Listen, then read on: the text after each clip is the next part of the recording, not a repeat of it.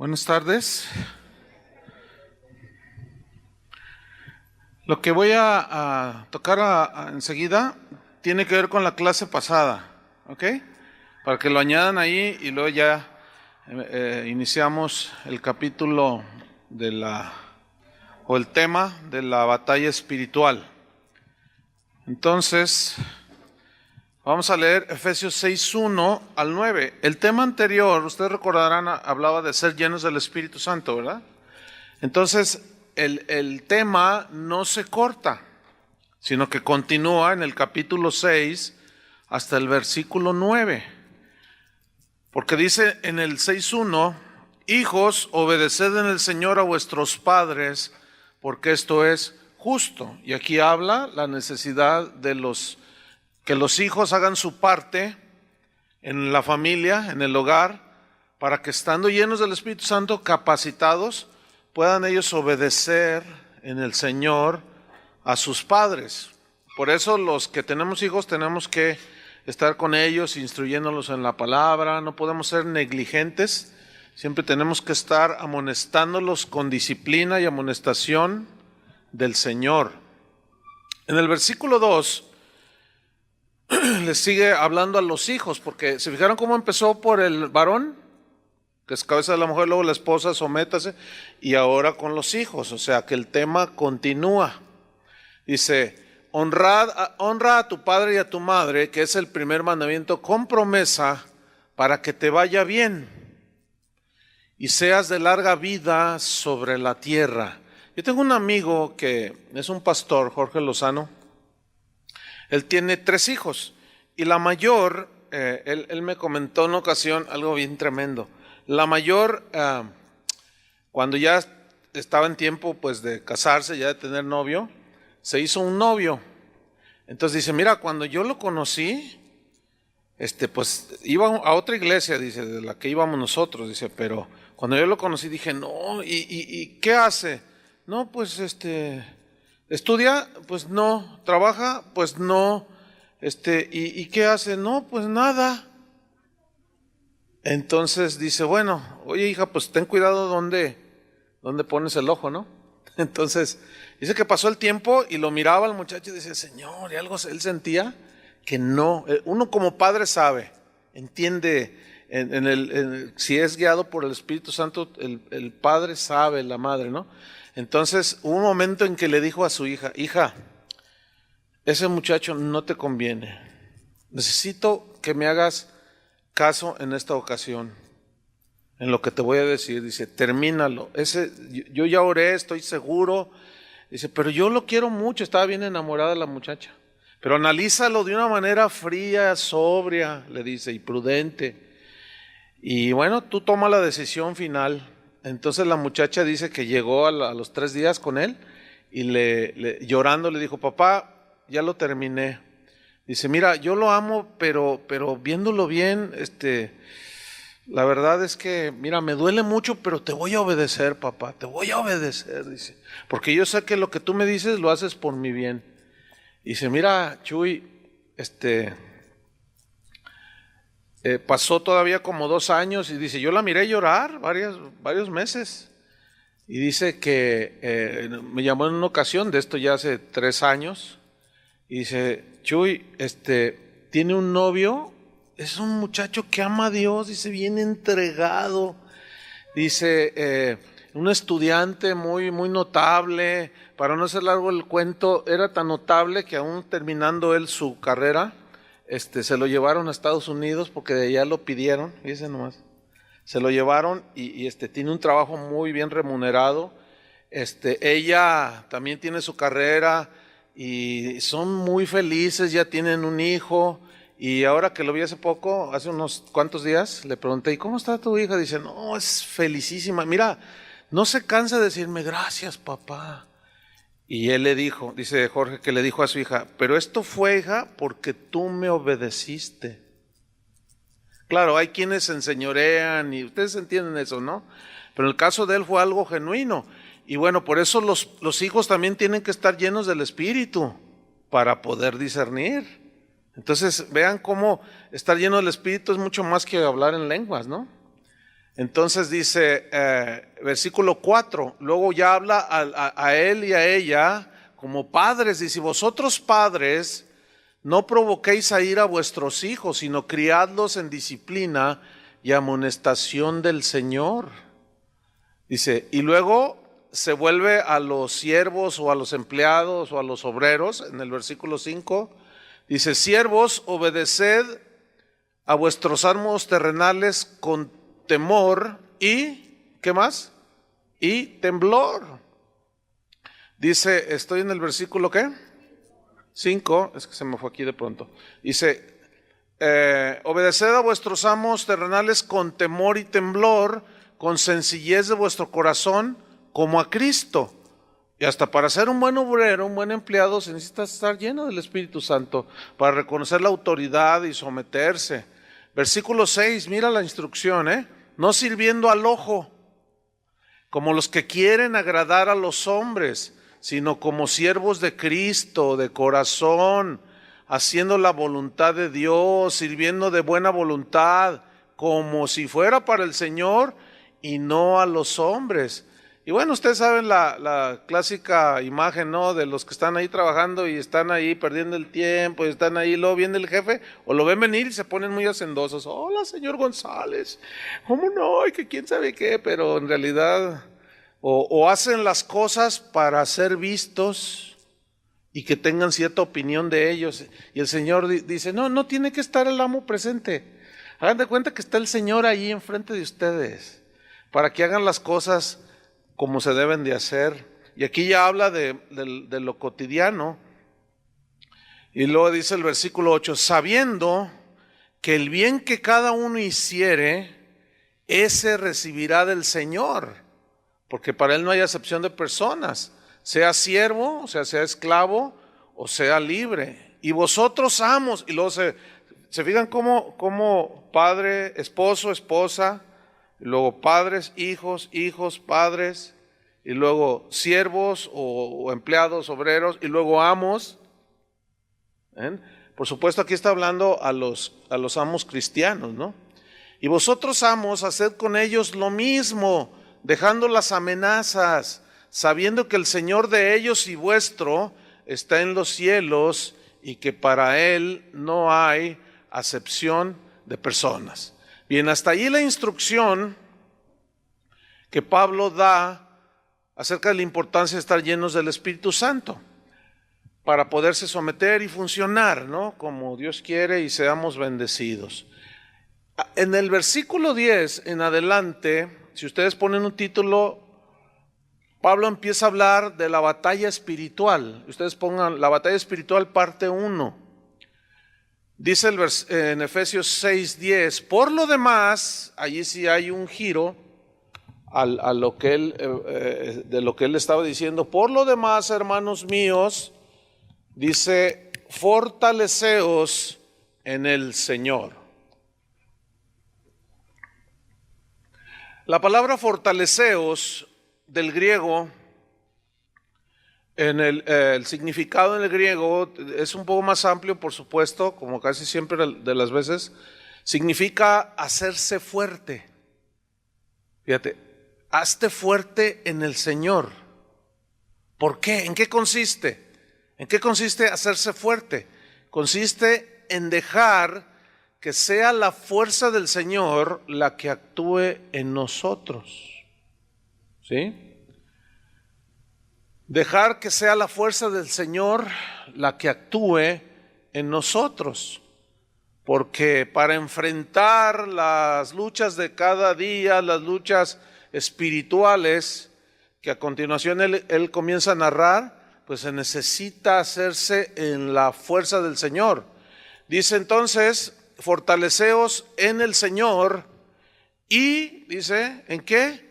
En el poder de su fuerza, es decir, la fuerza que Dios otorga a sus hijos para enfrentar las batallas espirituales. Esa es la fuerza que Dios le da a sus hijos para enfrentar las adversidades, las batallas espirituales. Ahora bien, en el versículo 11 Pablo dice, vestíos ¿de qué? De toda la armadura de Dios. La palabra armadura viene de un término griego, panoplia. Panoplia describía la armadura completa de un soldado romano, ¿sí? Cuando decían la panoplia, estaban hablando de la armadura completa de un soldado romano. La figura que Pablo tiene en su mente para hacer una analogía espiritual de la armadura del cristiano, la figura que él tiene en su mente es la imagen de un soldado romano, ¿sí? No es de un soldado del siglo XXI, ¿verdad? Con AK-47 o un automático, con mira telescopio. No. Porque eso tenía en mente. Entonces Pablo alegoriza o metaforiza toda la armadura del cristiano y lo aplica en sentido espiritual. Entonces dice, vístanse de toda la armadura espiritual, pero yo quiero subrayar la palabra toda la armadura, toda la panoplia, toda la armadura completa de un soldado cristiano. Entonces, cuando habla de armadura de Dios, allí está hablando en términos ya militares, ¿sí? Y no se habla de milicias si no es para la guerra. El ejército es para la guerra. Entonces, aquí ya Pablo está diciendo que nosotros somos como soldados también, que hay una batalla, que hay una guerra y tenemos que estar bien armados, ¿sí? Entonces, dice, vístanse de toda la armadura de Dios, pero en un cristiano, pues las armas son espirituales, no son carnales. En la segunda parte vamos a ver un poco más de eso. Pero en un cristiano son armas espirituales que son dadas por Dios para vencer las tentaciones del diablo, sus maquinaciones, ¿sí? Sus engaños, etcétera, etcétera. Y son dadas esta armadura para que podáis estar firmes. Tomo el versículo 11 de nuevo. Vístanse de toda la armadura de Dios. ¿Para qué? Para que podáis estar, ¿qué? Firmes. La palabra firmes habla de permanecer en pie. ¿Se fijan cómo los soldados casi siempre su figura es de estar en pie así bien sólidos, bien firmes? O cuando van marchando, ¿se fijan cómo marcan el paso así con mucha solidez, con mucha gallardía y con mucha fuerza, ¿no? Y impacta ver cómo los soldados se mueven así. Entonces habla de estar sólidos, firmes, con los pies en la tierra. Eso significa en el griego estar firmes es permanecer en pie, así con fortaleza. Dice, para que podáis estar firmes, ¿contra qué dice? Las acechanzas del diablo.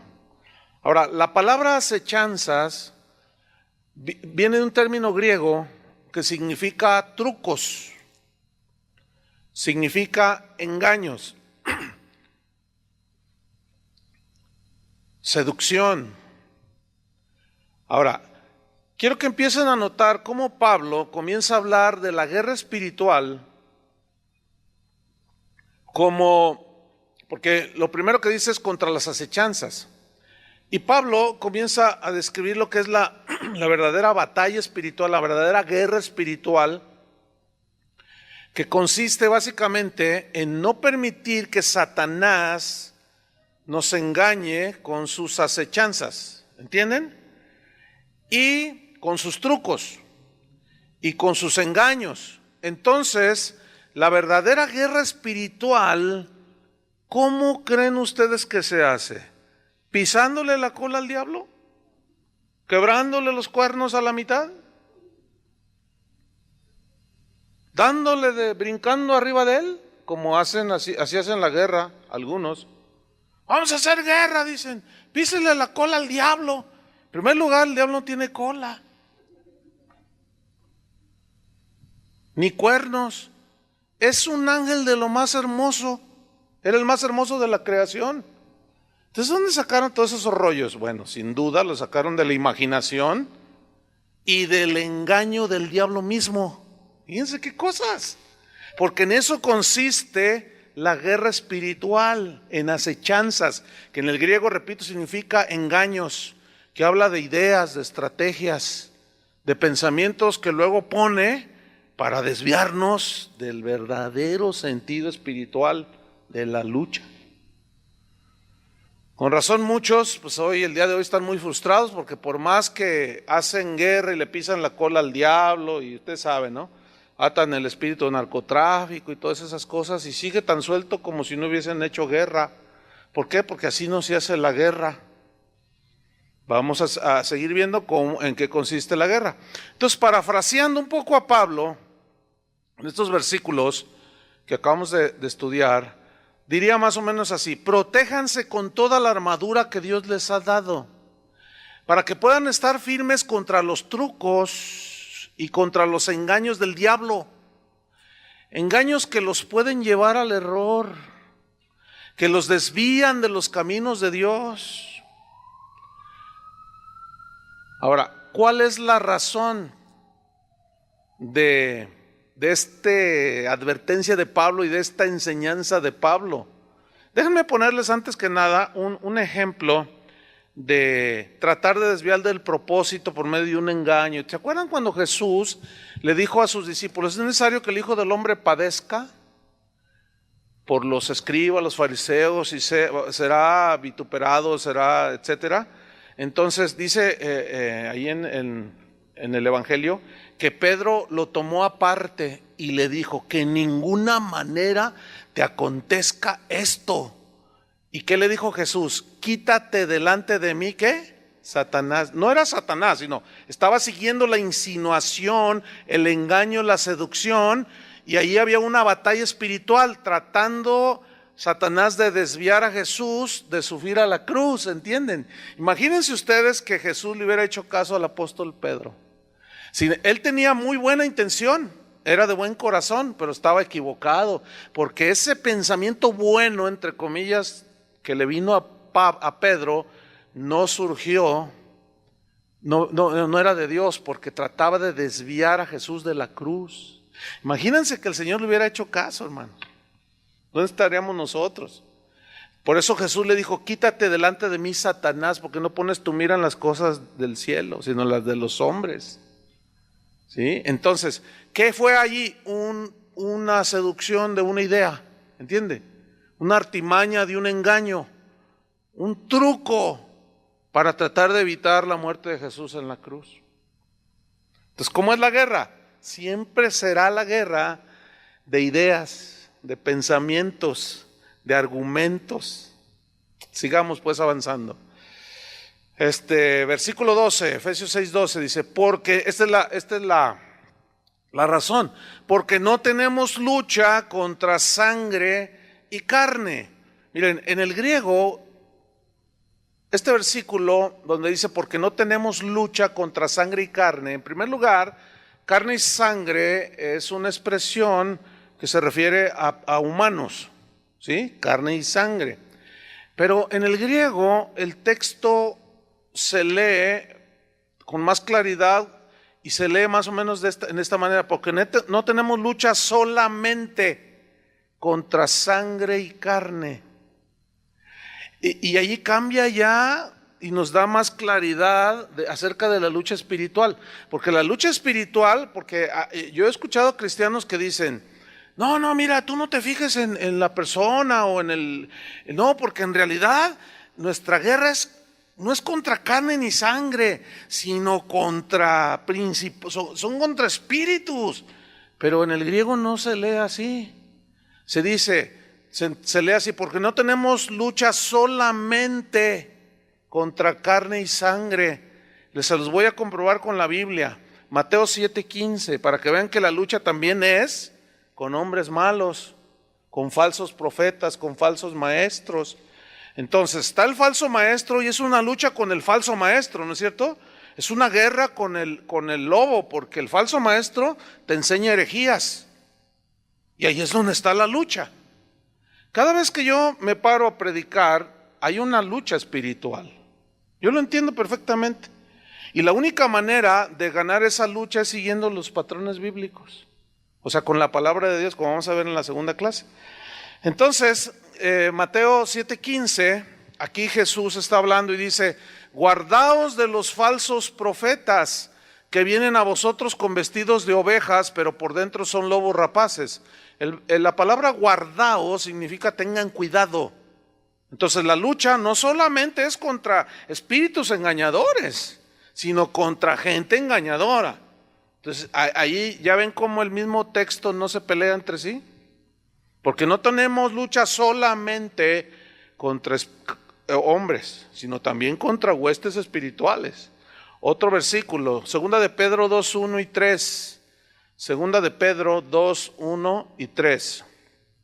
Dice Pedro: pero hubo también falsos profetas entre el pueblo, como habrá entre vosotros falsos maestros, que introducirán encubiertamente herejías destructoras. Ahí está, falsos maestros, que introducirán encubiertamente herejías destructoras, y aún negarán al Señor que los rescató, atrayendo sobre sí mismos destrucción repentina. Y muchos seguirán sus disoluciones. Aquí disoluciones son ideas que dividen. Entonces, ¿cómo es la guerra? ¿Pisándole la cola al diablo? ¿O es de establecer la verdad contra la mentira? De establecer las verdades de Dios contra los engaños de Satanás. Esa es la verdadera guerra, hermanos, espiritual.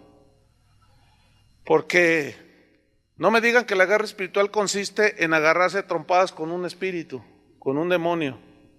No, en eso no consiste. El echar fuera demonios es parte de la guerra espiritual. Y el mismo demonio que tiene poseso a la persona dice un montón de cosas para tratar de engañarte. Entonces, ¿cómo quiere seducir y engañar y meter sus trucos? Por medio de lo que dice. Entonces la guerra, de nuevo, lo repito, tiene que ver con las ideas, con los pensamientos, con los argumentos. Entonces dice: y muchos seguirán sus disoluciones, por causa de los cuales el camino de la verdad será blasfemado, será torcido, se van de la verdad hacia la mentira. Versículo 3, y por avaricia de estos falsos maestros harán mercadería de vosotros. ¿Con qué dice? Palabras fingidas, mentirosas. ¿Cómo es la guerra? Es de argumentos, hermanos, es de ideas, es de pensamientos. Dice: sobre los tales ya de largo tiempo la condenación no se tarda y su perdición no se duerme. Primera de Juan 4:1. Fíjense cómo no solo la guerra es contra personas, podríamos leer, no solo es contra huestes espirituales, sino también con personas, hombres malos. Primera de Juan 4:1 dice: amados, no creáis a todo espíritu. Aquí espíritu es sinónimo de persona, No creáis a todo espíritu, sino probad los espíritus si son de Dios, porque muchos falsos profetas, ahí está, espíritu es sinónimo de personas, pero falsos profetas. ¿Qué es un falso profeta? El que trae un mensaje, ¿qué? Falso, ideas falsas, conceptos erróneos. ¿Cómo es la guerra espiritual? Es de ideas, pensamientos y argumentos. ¿Están entendiendo? Sí, esto es bien importante. Pero sigamos abundando. Volvamos a Efesios 6, estamos en el 12. Porque no tenemos lucha solamente contra personas, sino, o sea, también contra, ¿qué? Principados. Esta palabra principados viene del griego argé. Y argé, que se traduce por principado, significa entes espirituales. Aquí sí son espíritus. Entes espirituales que dominan, escúchenme bien, ese es el significado en el diccionario.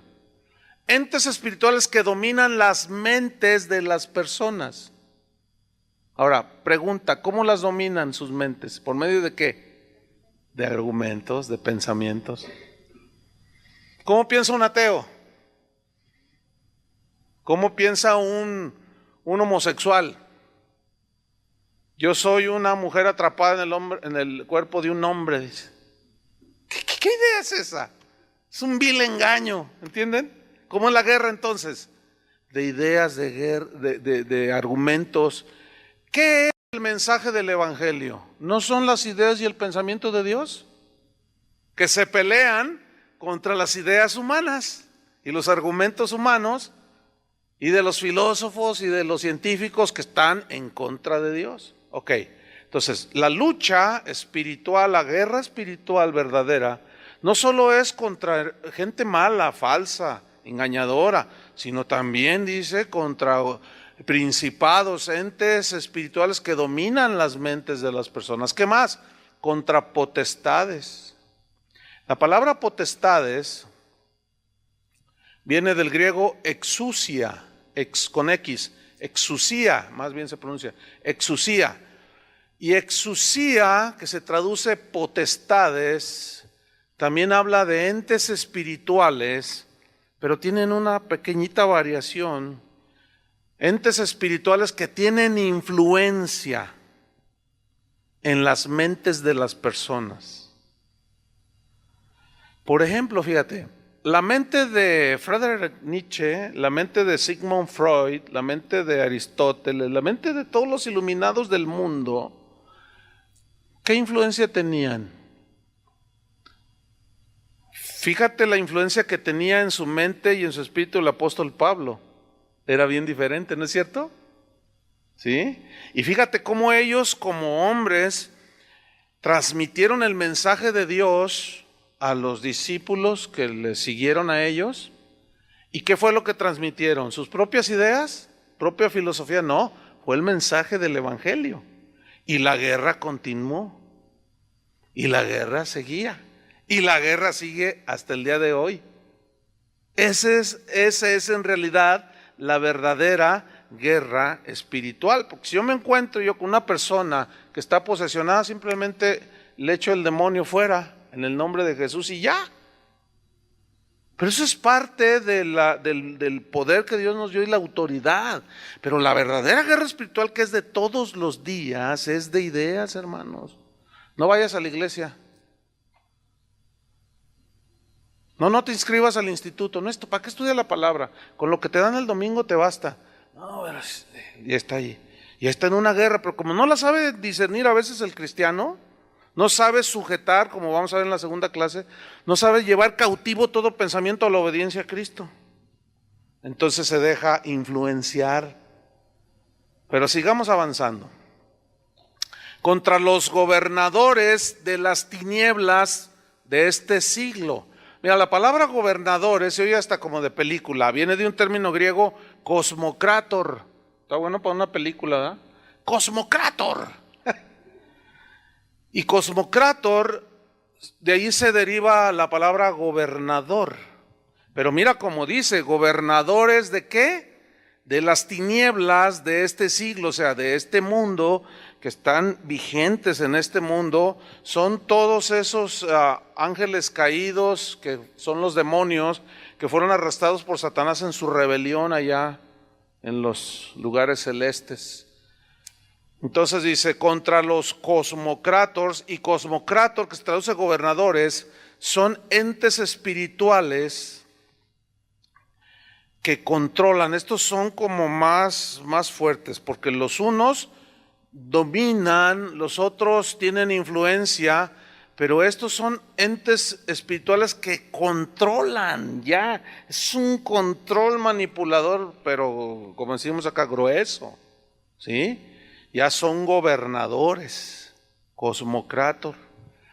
Y habla de entes espirituales que controlan no solo la mente de las personas a través de filosofías, pensamientos vanos, etcétera, etcétera, sino que también controlan de una manera ya manipuladora, controlan las voluntades y por lo tanto la conducta de la gente sin Dios. Ellos no pueden resistir a ese dominio y control e influencia.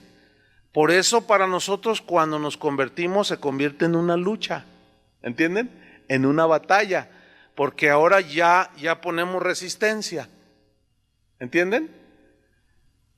Ahí estás herido, entonces de pronto te cruza un pensamiento y dice, no, pues tú también hazle lo mismo. Entonces si tú le sigues a ese pensamiento que no vino del Espíritu de Dios, también a ti te puede manipular y engañar. En el caso de nosotros es engaño, ¿sí? Pero ¿qué dice la palabra de Dios? Perdonad. Entonces ya se está peleando el mandamiento de Dios, que es una idea, un argumento, perdonad. Se está peleando contra no lo perdones. Y ahí está la guerra. Y esa es la verdadera guerra espiritual. Hay un dicho que dice en el mundo que cada cabeza es un mundo, ¿no? Pues sí es cierto. O sea, cada quien piensa lo que le da su gana. Pero ¿qué dice la Biblia? Que nosotros tenemos la mente de Cristo. Entonces nosotros no pensamos lo que nos da nuestra gana, ¿no? Nosotros somos regidos por el pensamiento de Dios que se nos revela a través de la palabra de Dios. Por eso es una guerra. Ahora imagínate en esta guerra espiritual que mantenemos los cristianos, ¿y qué me dices de los cristianos que no estudian la palabra? ¿Qué argumentos pueden tener contra las asechanzas, los trucos y los engaños del diablo? Por eso se van con todo viento de doctrina. ¿Qué es una doctrina? Ideas, pensamientos y argumentos. ¿Están captando? Esa es la verdadera guerra. Sigo leyendo. Contra gobernadores de las tinieblas de este siglo. Escriban un texto ahí, 1 de Juan 5:19. 1 de Juan 5:19. Aquí el apóstol Juan nos va de acuerdo, por supuesto, con la doctrina de Pablo en lo que eso respecta.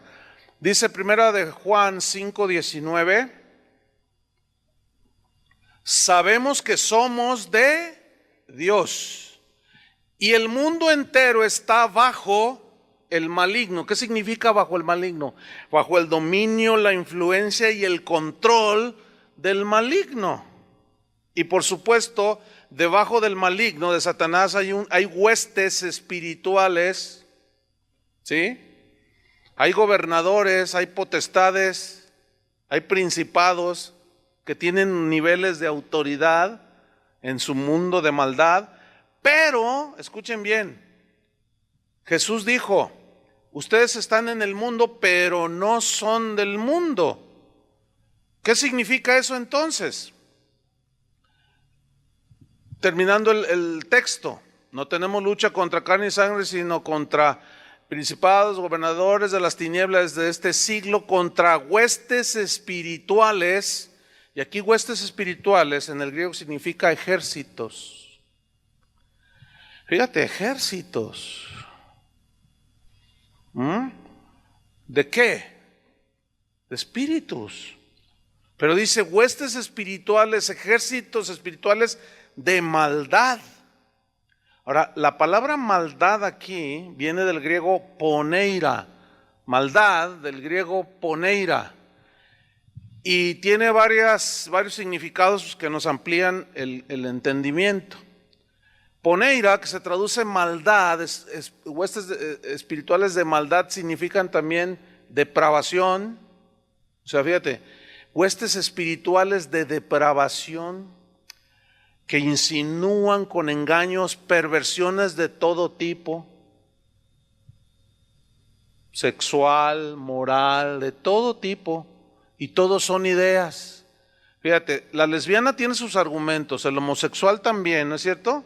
El adúltero también, el que roba también, todos tienen un argumento de por qué lo hicieron.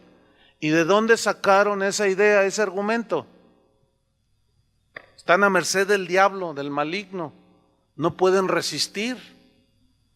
Por eso todo el mundo entero está bajo el maligno. Pero nosotros estamos en el mundo, pero ya no somos del mundo. También significa maldad, poneira, también significa complot. ¿Qué es un complot? ¿Qué no es una estrategia? ¿Qué es una estrategia? Ideas. Todo cae en lo mismo. Me hicieron un complot, decía un político, ¿no? ¿Se acuerdan?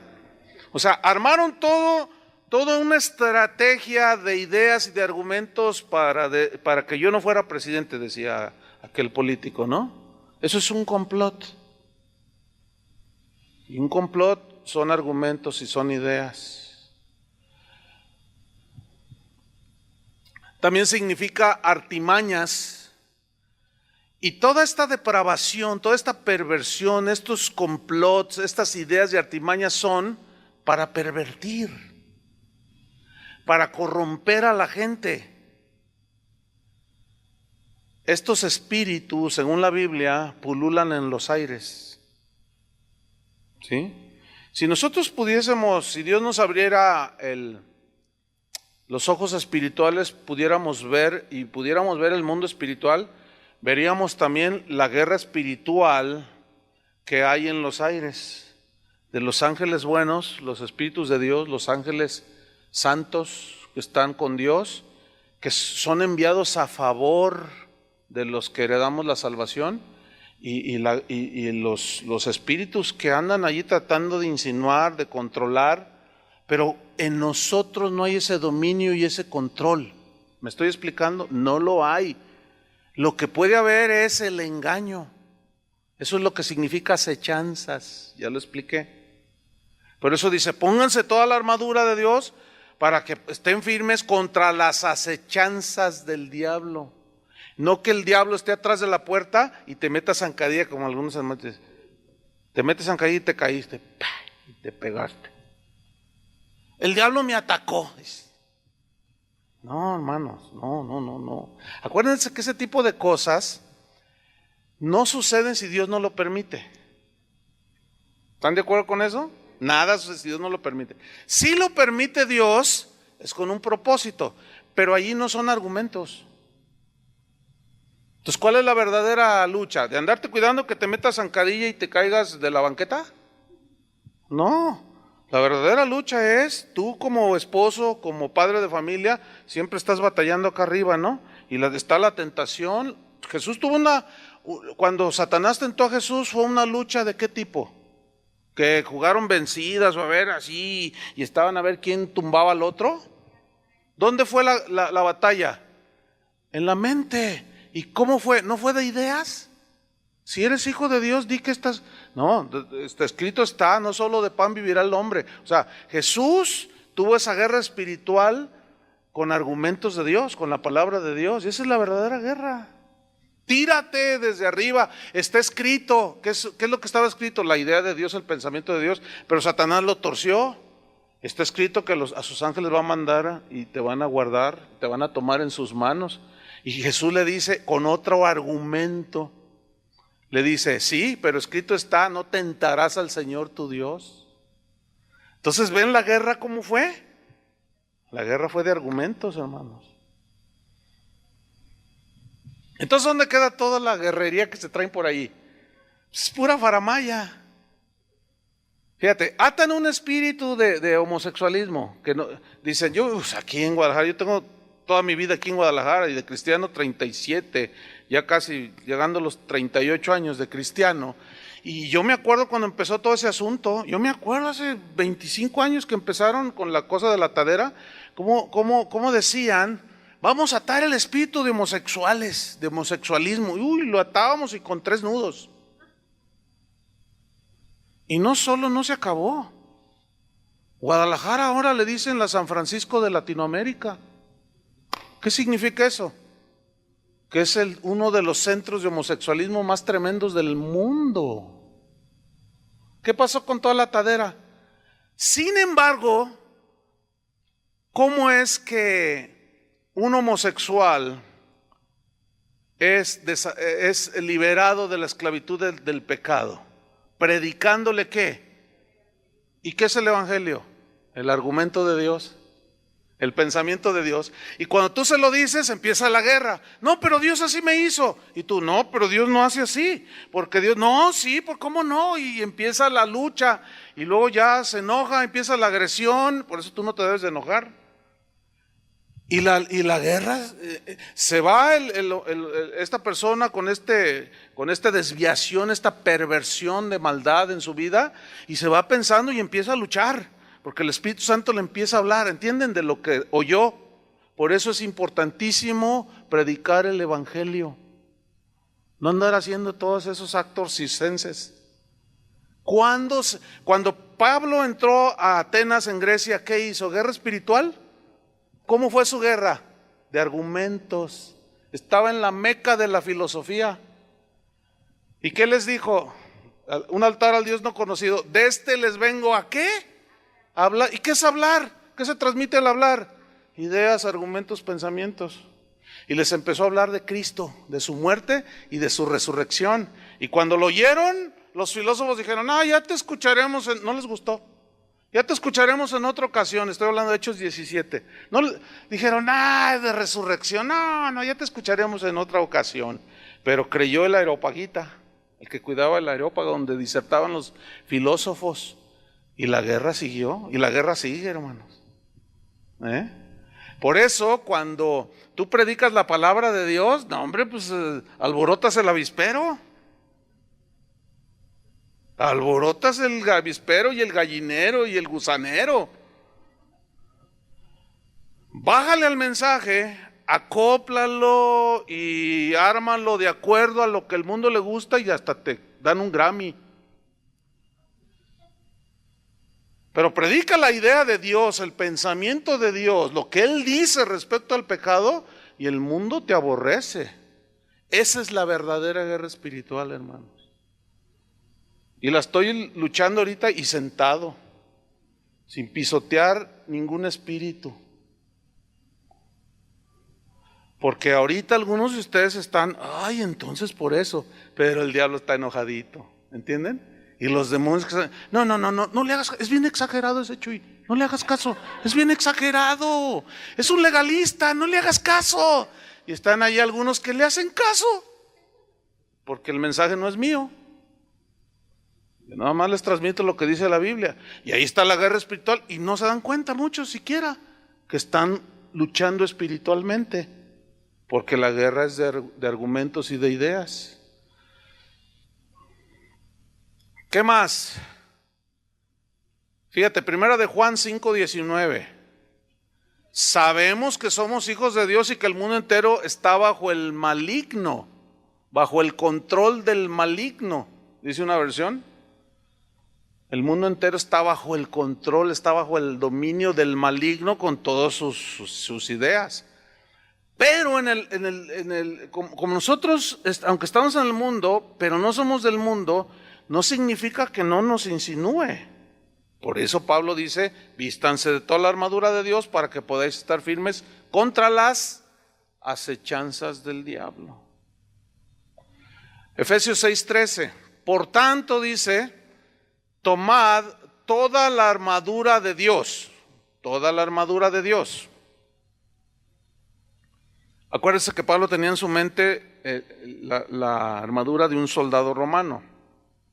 Toda, para que podáis resistir en el día malo y habiendo acabado todo, estar firmes. Día aquí puede ser de 24 horas o un periodo, ¿sí?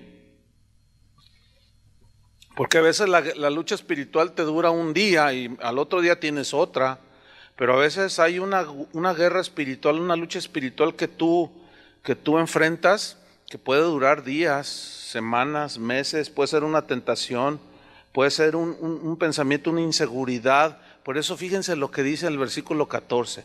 Estad pues firmes, parados, en pie sólidos, ceñidos vuestros lomos.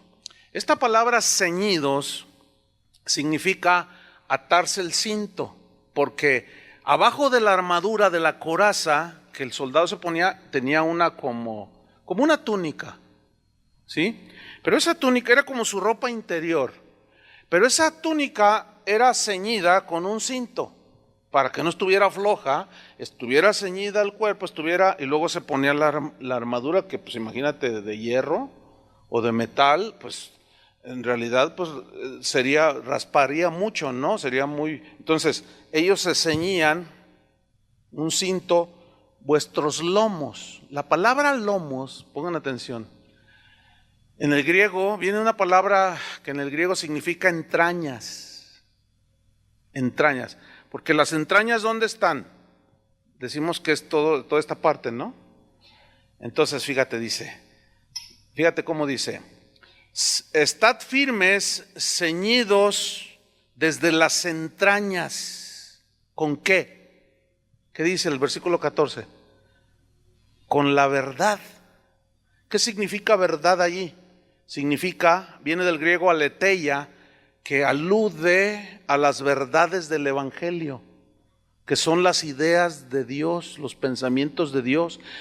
Por eso Pablo decía, la palabra de Cristo mora en abundancia en vuestros corazones, o sea, en las entrañas, ¿entiendes? La palabra de Dios tiene que arraigarse en tu vida desde las entrañas, no es algo externo, es algo interno. Por eso dice, estad firmes, ceñidos con el cinto, ciñan desde las entrañas con la verdad. Guardar las verdades en tu corazón, ¿sí? Las verdades del Evangelio. Y luego dice, y vestidos con la coraza de justicia. Miren, la coraza es eso que se ponen, que entraba de arriba hacia abajo y que le cubría todo lo que es el pecho. Fíjense que coraza viene de un término griego, sorax, de donde se deriva tórax. Sorax, de donde se deriva tórax. Y tórax significa pecho. Ahora, esa coraza, sí tienen en su mente la imagen de un soldado romano, ¿no? Pues era una coraza que cubría aquí, se la metía y le cubría hasta aquí, ¿sí? Y le cubría ¿qué?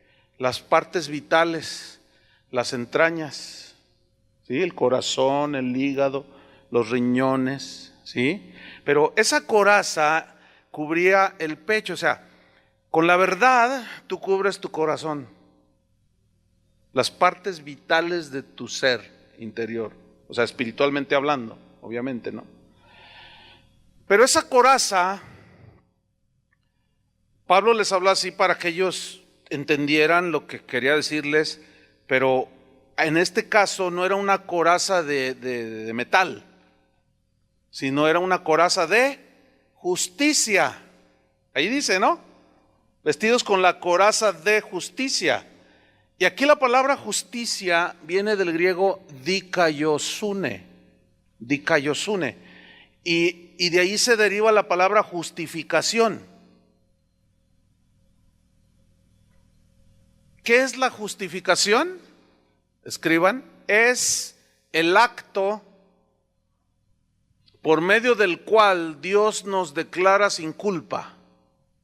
Es el acto por medio del cual Dios nos declara sin culpa, sin pecado.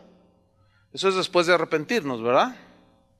Sin pecado, porque hemos sido limpiados con la sangre de Cristo. Eso significa justificación. Justificados pues por la fe tenemos ¿qué? Paz para con Dios. Ahora, ¿cómo aplicar eso de pónganse la armadura de Dios, la coraza de justicia? Ok. El corazón es protegido por la coraza y los demás órganos vitales, ok. Pero aquí dice coraza de justicia. Tenemos que estar armados con esa verdad de que ya no hay condenación para los que están en Cristo Jesús, que somos hijos de Dios. Pero el demonio viene y al que no tiene el suficiente conocimiento lo seduce y lo engaña. Ya ves, ya te equivocaste otra vez. Tú no vas a poder ser cristiano.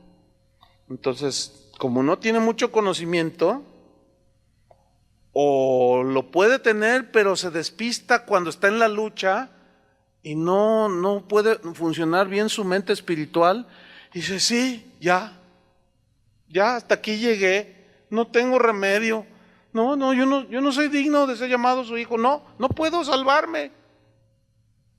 Eso es una mentira, porque la Biblia dice, si pecamos, tenemos que un abogado para con el Padre. Y 1 Juan 1:9 también nos dice, estas cosas les escribo para que no pequéis. Dice, confesad, habla de confesar ahí en 1 de Juan 1:9. Si confesamos, ¿sí?, nuestros pecados, Él es ¿qué? Fiel y justo para perdonarnos. ¿Por qué? Porque la justificación ya nos puso en el corazón de Dios. Y esa es una verdad. Y nada nos podrá arrebatar de la mano de Dios, ¿eh? O sea que nuestra salvación está segura. Pero el enemigo, con sus ideas, acechanzas, artimañas, hace sus intentos para engañarnos. ¿Sí? Por eso de ahí viene la coraza de justicia. Entonces, debemos de mantenernos alerta de que la verdad y la justicia de Dios nos vistan, nos protejan como protege una armadura. ¿Entienden? Y todo eso está basado en los pensamientos de Dios, en las ideas de Dios. Versículo 15. Y calzados los pies con el apresto del evangelio de la paz. Calzados los pies, bueno, saben que los soldados romanos traían unas sandalias que ataban hasta acá arriba con unas cintas, ¿sí? Pero abajo tenían una suela bastante gruesa para poder ir a campo traviesa, pisaban rocas, espinas y lo aguantaba. Y eso habla, escuchen bien, calzados los pies con el apresto. Aquí apresto, en el griego, significa fundamento, significa cimiento. Ahora, ¿dónde es donde está parado el soldado de Jesucristo? En el Evangelio. En el Evangelio. Y se llama de la paz porque el Evangelio es el que lleva al ser humano a la paz con Dios cuando lo cree. Por eso se llama el Evangelio de la paz. Entonces, estamos vestidos con la coraza, cubriendo de justicia, sabiendo lo que dice, soy hijo de Dios. Es cierto, no soy perfecto, pero su sangre me sigue limpiando de todo pecado. Entonces yo voy por la vida caminando, pero el diablo me quiere engañar de que ya no, y que ya no puedo, y que tú que no eres digno, etcétera. Entonces yo me protejo de todos esos engaños con la coraza de justicia. Soy justificado por la fe. Y calzo mis pies con el apresto, con el fundamento, estoy parado y pisando fuerte y sólido sobre ¿qué? Las verdades del Evangelio. ¿Y qué son? ¿Qué es el Evangelio? Ya lo dijimos. Son argumentos. El argumento de Dios para salvar al hombre. Entonces, ¿cómo es la guerra? De argumentos, de ideas. Calzados los pies con el cimiento, con el fundamento del Evangelio de la paz. Dice el versículo 16, y sobre todo, dice, sobre todo, esto es bien interesante, y sobre todo, después de que te vistes con todo eso, dice, tomad el escudo de la fe. Ahora, aquí la palabra escudo viene de un término griego, tureos, que habla tureos es aquella piedra o aquella gran piedra que usaban para tapar la entrada en una cueva. ¿Se acuerdan de la piedra que pusieron en la tumba de Jesús? No era una piedrita, ¿eh? Se necesitaron hombres, 5, 10, 12 para mover esa piedra, lo cual habla de una piedra bastante grande y pesada. Entonces fíjense el sentido que tiene aquí. Tomad el escudo de la fe. El escudo de los soldados romanos que ellos tenían, si ustedes tienen en su mente la figura, lo pueden consultar en internet, por ahí hay algunas imágenes. El escudo, ellos lo tomaban con la mano izquierda y el escudo estaba un poquito más arriba de la estatura del soldado. Y estaba así, miren, así. Entonces porque acuérdense que soltaban las flechas. ¿Han visto esas películas donde están así como a 200, 300 metros y tiran? Entonces nomás hacen esto. ¿Sí han visto esa escena? Entonces el escudo los cubría de la cabeza a los pies. Entonces las flechas, las lanzas no penetraban y allí rebotaban. Entonces Pablo dice, sobre todo, tomad el escudo de la fe. O sea, ¿la fe en qué? ¿Qué es fe? La confianza, es confianza. Creerle a Dios, confiar totalmente en Dios. Bueno, ahora, ¿esa confianza en qué está basada? En la palabra de Dios, en lo que Él ha dicho. ¿Entienden? ¿Y qué es lo que ha dicho? Dios. ¿Qué es? Son los argumentos de Dios. Entonces, tú te defiendes, te cubres con la coraza de justicia, estás calzado con el evangelio de la paz, pero tienes el escudo de la fe, que es tu confianza total en lo que Dios ha dicho. Y a pesar de la batalla que arrecia, tú confías en lo que Dios ha dicho. No miras tanto las circunstancias, sino miras a aquel que dijo que Él no nos dejaría ni nos desampararía. Porque cuando estás en una situación de ese tipo, un montón de ideas, ustedes entienden perfectamente esto, porque todos las pasamos, ¿sí o no? Y vienen, ando mal, me pasó esto porque ando mal, y luego, sí, andas mal. Sí, ando mal, Señor, ¿qué hice? Y no te contesta Dios, porque no necesariamente hiciste algo malo, pero ahí está la guerra, ahí está la lucha. Por eso dice, tomen el escudo de la fe. ¿Para qué? Con que podáis apagar todos los dardos de fuego del maligno. ¿Cuántos dardos? Todos. Ahora, había unas flechas que les ponían combustible flamable con una tela que la prendían. ¿Se han visto eso? Y las lanzaban y ellos incendiaban las casas. Pero a veces cuando una flecha de esas lograba entrar en algunas de las coyunturas donde estaban la movilidad, a veces entraban en las partes, las rendijas. Imagínate que entraba con fuego prendido. Entonces, por eso dice dardos de fuego del maligno. Y los dardos de fuego del maligno son las tentaciones, son las artimañas, son los engaños, son los argumentos, son los pensamientos, todas las ideas contrarias a Dios y contrarias al Evangelio. Parafraseando, que su confianza en Dios sea como un escudo que apague las flechas encendidas que les arroja el diablo y sus huestes, tratándolos de engañar y seducir. Así dice una versión, bien clarito. La voy a repetir, que su confianza en Dios sea como un escudo que apague las flechas encendidas que arroja el diablo para tratar de engañarlos y seducirlos. Y luego dice en el versículo 17, y tomad el yelmo de la salvación. Yelmo en el griego el yelmo es un casco, el casco que se ponía el soldado romano para cubrirle la cabeza. Y yelmo aquí viene del griego, fíjense, es bien interesante, es perikefalaia. Peri significa alrededor y kefalai o kefalaia habla de la cabeza, del cerebro, ¿sí? Entonces el yelmo o el casco era para proteger la cabeza, ¿sí? ¿Y dónde está la batalla que se libra? ¿Dónde se libra? ¿En dónde? ¿En qué parte de nosotros? ¿En los pies? En la mente.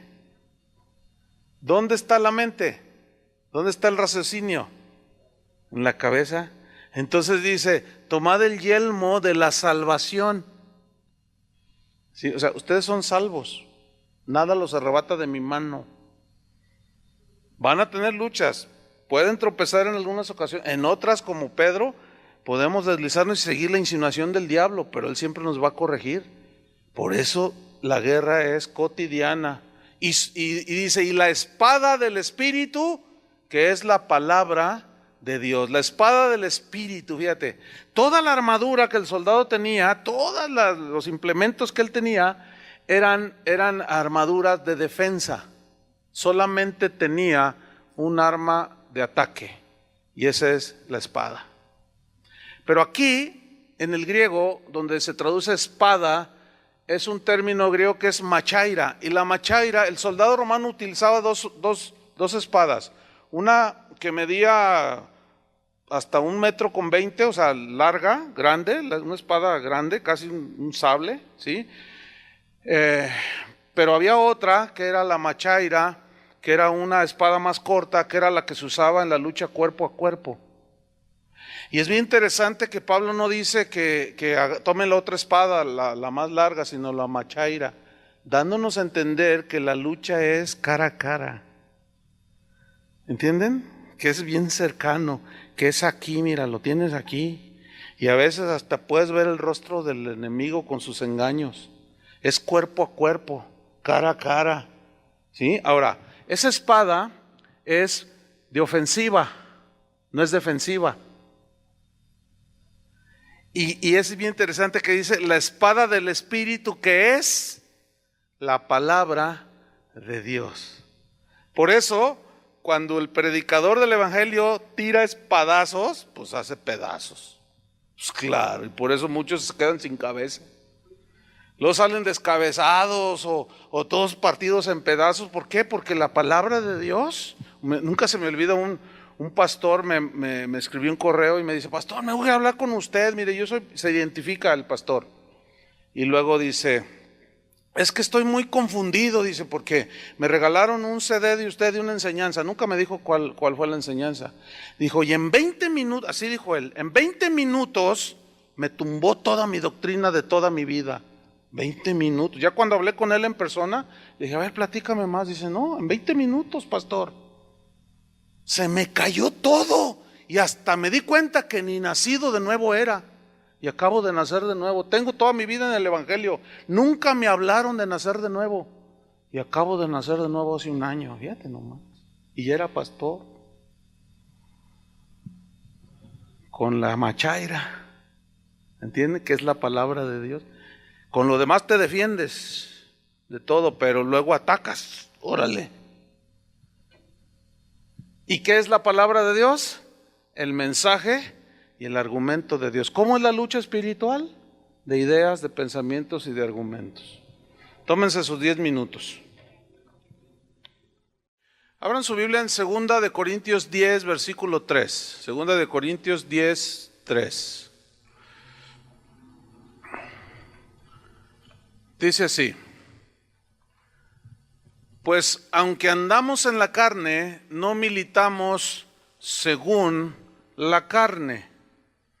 Fíjate cómo aquí utiliza Pablo 2 veces la palabra carne, pero tienen diferente significado. La primera frase, aunque andamos en la carne, significa en un cuerpo humano, pero luego dice, no militamos según la carne, y aquí carne significan los pensamientos puramente humanos, que se pelean contra Dios. No, dice, no.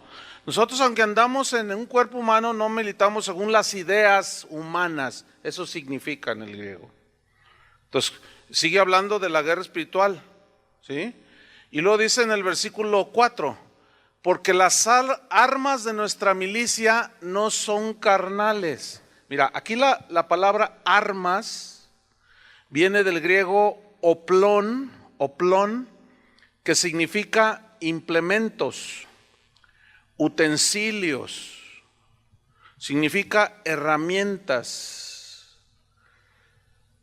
pero tiene un significado muy interesante, herramientas ofensivas para la guerra, herramientas ofensivas para la guerra. Ahora bien, fíjense cómo Pablo utiliza un término militar, no militamos según la carne.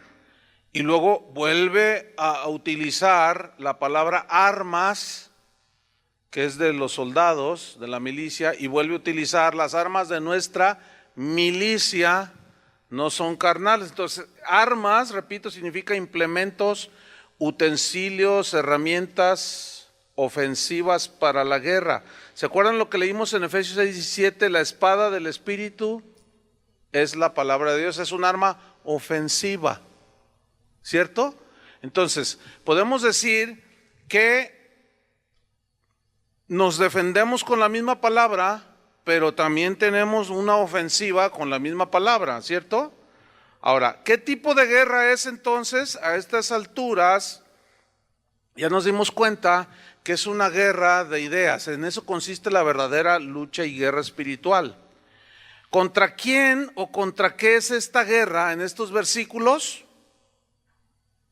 Pregunto, ¿contra Satanás?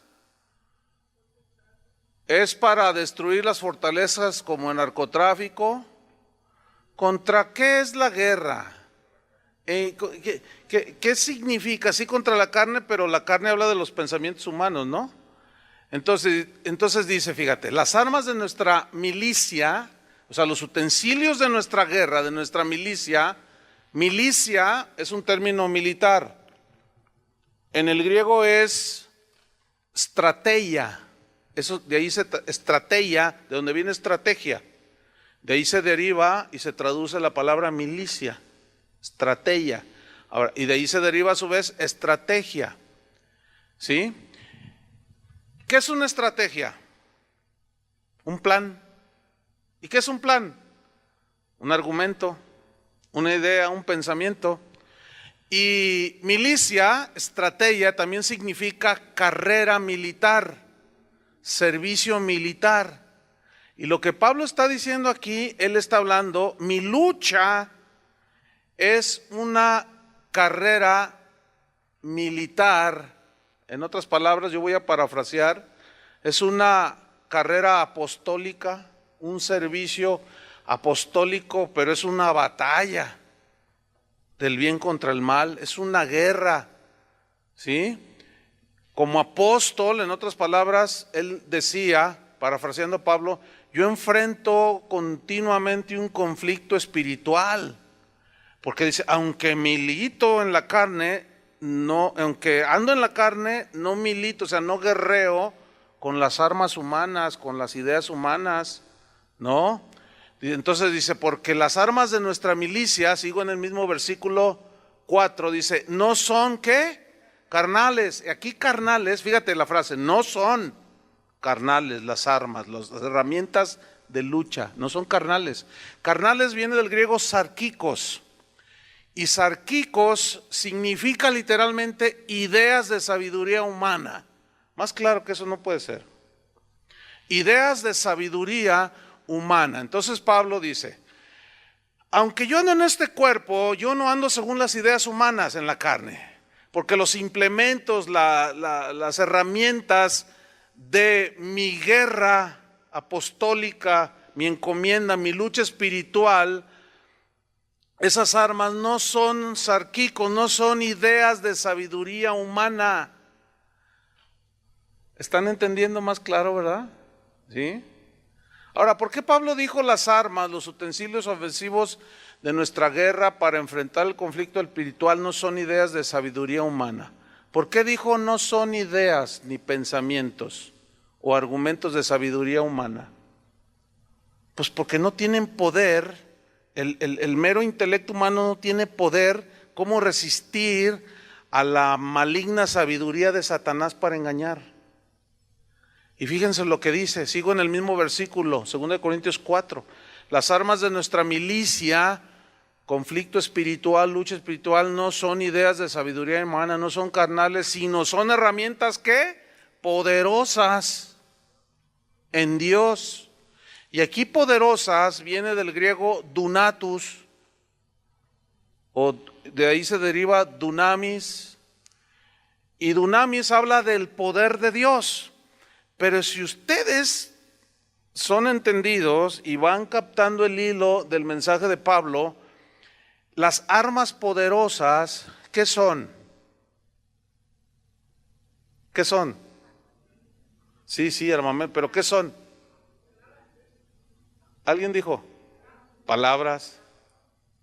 O sea, las armas de nuestra milicia no son carnales, no son ideas de sabiduría humana, sino son ideas poderosas, son las ideas, los argumentos poderosos de Dios, que es la palabra de Dios.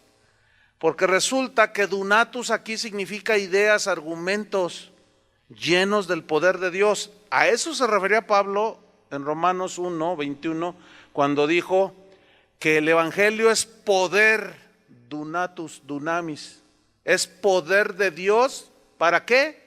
Para salvación. ¿Qué es el evangelio? Es la idea de Dios, el argumento de cómo puede ser salvo y por qué el hombre es pecador. Pero te da la solución en ese argumento, y esa idea que concibió Dios en su mente santa y en su corazón puro y de enviar a su Hijo Jesucristo, Ese es el mensaje del Evangelio y es poderoso para resistir todas las artimañas, engaños y sugestiones del enemigo. ¿Lo están captando?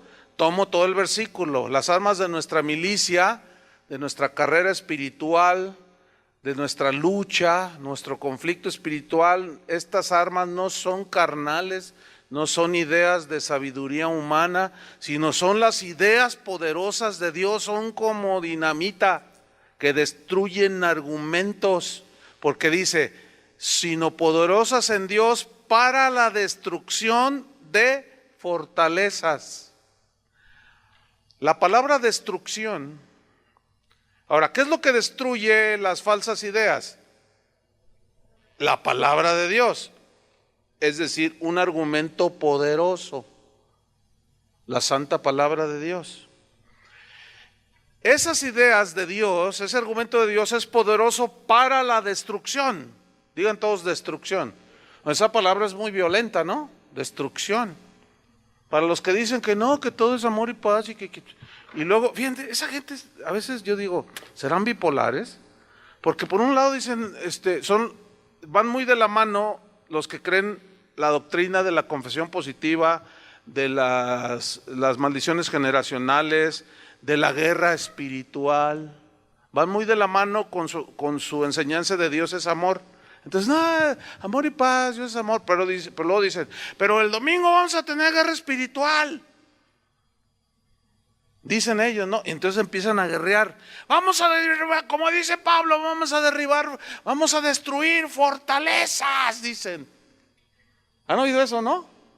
Entonces ellos asumen que fortalezas es la fortaleza del narcotráfico, la fortaleza del homosexualismo, entonces ellos hacen guerra pisándole la cola al diablo y decretando, haciendo decretos, dicen ellos, proféticos, estableciendo por medio de lo que dicen, porque va de la mano la confesión positiva allí.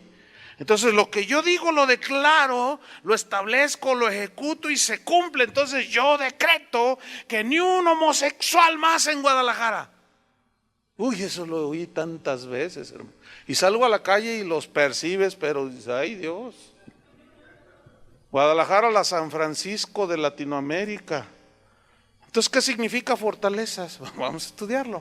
En primer lugar, destrucción, para la destrucción, en el griego, destrucción significa arrojar por tierra, pero de una manera violenta. Ese es el sentido, claro. La violencia es espiritual. Nosotros ya no nos peleamos con pistolitas, ¿no? Entonces, destrucción del griego, que significa arrojar por tierra, significa derribar algo con fuerza.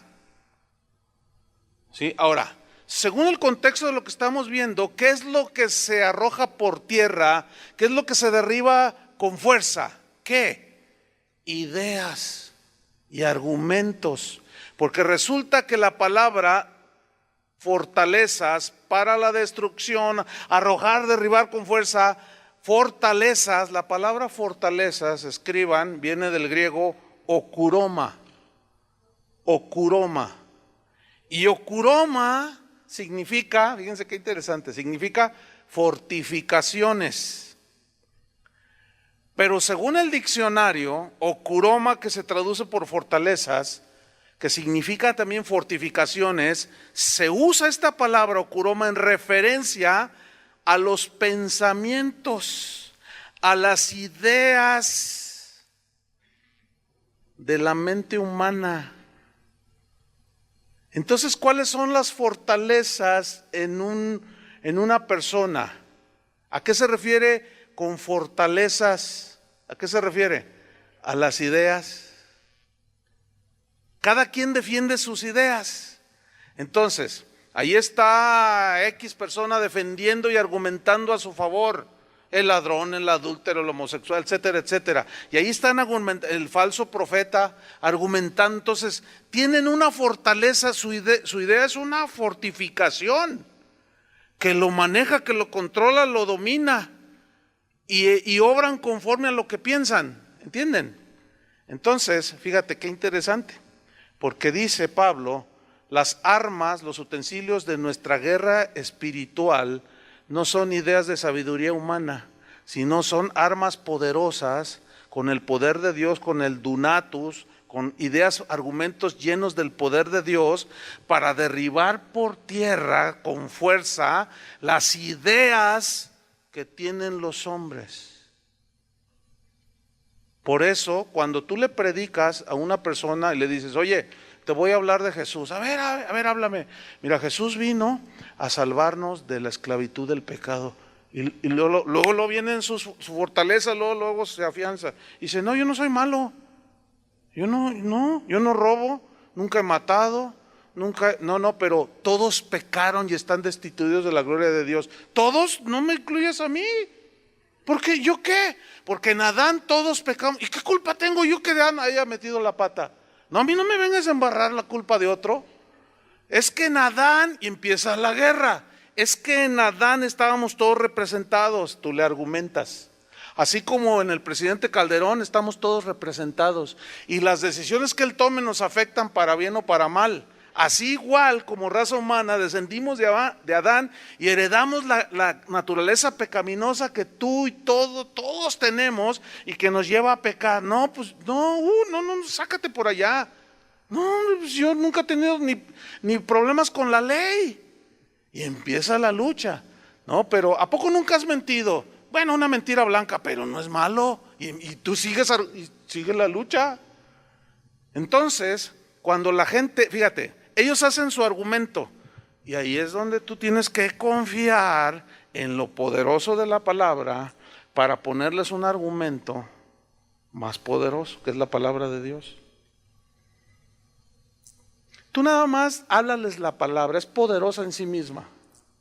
Si nunca has cometido un pecado, bueno, con uno, mira lo que dice aquí, con un solo pecado te haces culpable de todo. No, ¿sabes qué? Sácate por allá. Y se va bien enojado, y el otro día te ve y dice, no se junte con ese monje loco. Y te empiezan a tirar, y luego se empiezan a burlar de ti. Ay, sí, soy cristianito, ay, sí, que no sé qué, con tu Biblia bajo el brazo, qué ridículo te ves. Oye, compadre, no me vengas ahora con tus cosas que te hiciste cristiano, eso es para los cobardes, pero hombre es el que tiene muchas mujeres y que se emborracha y se toma las botellotas de tequila. Y ya te me hiciste de los otros, compadre. No, al contrario, mira, dejé la maldad. ¿Cuál maldad? Y es el cuento de nunca acabar. Pero por eso el cristiano tiene que ser entendido en la palabra de Dios, hermanos. Porque si no, ¿cómo va a argumentar? ¿Cómo va a argumentar? Llega un testigo de Jehová todo torcido diciéndote que Jesús no es Dios. ¿Qué le vas a argumentar? Ay, pues deje ir con el pastor para que me diga. Bueno, qué bueno que ya vinieron para que les diga. Pero tú tienes que aprender también, ¿no es cierto? Que no, que esto, que ustedes creen que Jesús resucitó. No, hombre, ¿cuál? Los cuerpos no resucitan. Eso es una cuestión de fe. Sí, de fe. De fe, sí. No, pues yo no creo. Bueno, pues no creas, pero mira, está escrito. No todos van a creer. Y si tú no crees, tú te vas a ir al infierno. El infierno ni existe. A ver, compruébamelo. Bueno, cuando estés a punto de la muerte te lo voy a recordar, si es que hay chance. O sea, siempre tienes que tener un argumento, ¿eh? Y se te va a presentar una teoría. A ver, enséñame a Dios. A ver, dime, aquí está Dios. Entonces tú también tienes que tener argumentos de sabiduría. Hay algunos cristianos que tienen 15 años y llega un mormón a su casa y les pone una barrida. Me confundió, pastor. Ya no sé, mi fe está tambaleando. ¿Por qué me dijo que todos somos dioses? Porque nos dijo que la salvación no es por fe, que es por lo que yo haga. Ustedes saben que los mormones ofrendan un año de su vida, por eso los ven en las calles con su corbatita y todo, porque para ellos es ganarse la salvación. Entonces, ¿cómo le vas a argumentar? No, la salvación no es por obras, señor mormón, señorita mormona, no es por obras. Mire, aquí dice. Entonces ellos lo ven y dicen... No sé cuántos han leído la biografía de Martín Lutero, cómo él a medida que estudiaba las escrituras, dice que sentía una agonía por dentro, porque empezaba a leer que la salvación es por fe, justificados por fe, no por obras, y él hasta se golpeaba. Y decía, no, pero ¿cómo es que yo tengo que hacer algo para salvarme? Y luego miraba la Biblia, o sea, esa era su idea, su fortaleza católica. Pero luego leía la Biblia, el argumento de Dios, y decía, pero ahí dice, Dios mío, ¿qué me está pasando? Y dice su biografía que hasta pasaba a veces noches enteras ahí en un rincón así luchando. Es que no puedo conciliar. Era una guerra, una lucha espantosa. Y sigue siendo igual, hermanos, exactamente igual. Para la destrucción de fortalezas. Y luego sigue diciendo en el versículo 5, aquí ya más claro que esto no puede ser, Dice, derribando ¿qué? Argumentos. Entonces, ¿cómo es la lucha? Pues de ideas. Ahora, derribar aquí viene del griego kataskapto, de donde se deriva catástrofe. Fíjate, kataskapto. Y esta palabra que se traduce derribando significa kataskapto, significa cavar hasta llegar al fondo de la raíz, aludiendo para derribar un árbol grande, tienes que cavar desde la raíz, ¿sí? Y para cavar la raíz se necesita bastante fuerza, ¿no es cierto? Habla de un árbol que está muy arraigado, ¿sí? Que tiene raíces profundas y tú lo quieres sacar porque te estorba para la construcción. Y lo necesitas sacar de raíz. Ahora, claro, hay máquinas, en aquel tiempo no las había.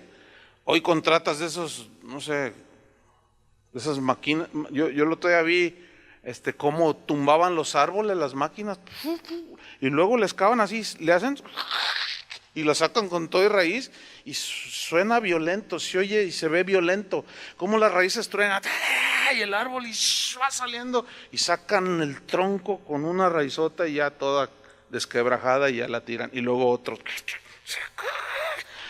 Pero imagínate, dice aquí que las fortalezas son ideas que están arraigadas tan fuerte en la gente que se tiene que hacer, pues, la palabra de Dios. Por eso causa violencia, hermanos, violencia espiritual y a veces física en contra del cristiano. Porque Jesús, cuando habló la verdad, lo persiguieron, ¿se acuerdan? A los discípulos, cuando habló la verdad, los persiguieron, los metían a la cárcel.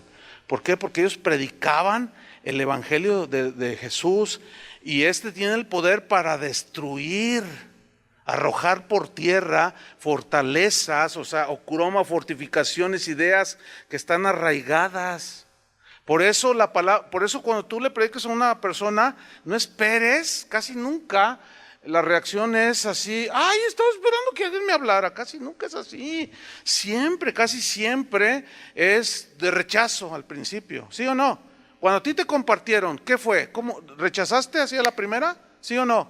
Sí, todos yo lo ilustro así, es como cuando éramos como las cucarachas, que cuando entras a la cocina y prendes la luz, todos corren porque no soportan la luz. Entonces, cuando alguien viene y te prende la luz del evangelio, dices, cucaracha soy. Y empiezas a correr porque no soportas la intensidad de la luz, y viene un rechazo automático, casi por naturaleza, un rechazo. Y Jesús lo dijo, dice, Señor, yo les he dado tu palabra y el mundo los aborreció por predicar el evangelio, fíjate. ¿Por qué? Porque derribas todos los argumentos, todas las ideas que están ahí, de los falsos, de la gente inconversa y de cristianos que han sido engañados y seducidos con falsas doctrinas. Por eso la importancia de predicar el evangelio. Entonces dice, derribando ¿qué? Dice, argumentos. La palabra argumentos viene del griego logismos. Esto ya está un poco más, digamos, hispanizado. Logismos. La palabra que aparece en el griego es logismos y se traduce argumentos. Pero logismos también significa razonamientos. También un logismo es un razonamiento, es un pensamiento. Entonces noten que la guerra espiritual, las armas no son ideas de pensamiento humano Por eso la psicología no puede hacer nacer de nuevo una persona, ¿entienden? Y mucho menos las ideas de los motivadores y los chistes y los jajaja. Se tiene que predicar el evangelio para que la gente nazca de nuevo, porque la gente trae fortalezas, ideas. Cada quien trae su idea de Dios, ¿eh? Ahorita traen una idea de que Dios también es mujer, que Dios, la madre diosa, dicen. Que porque Dios tiene su lado femenino. Y que ¿quién más de rollos? Que para qué te cuento. Entonces son fortalezas, son ocuromas, fortificaciones que se derriban cavando hasta la raíz. ¿Sí? Y luego para derribar, ¿qué? ¿Derribar qué? Argumentos, logismos, razonamientos, pensamientos contrarios a la palabra de Dios.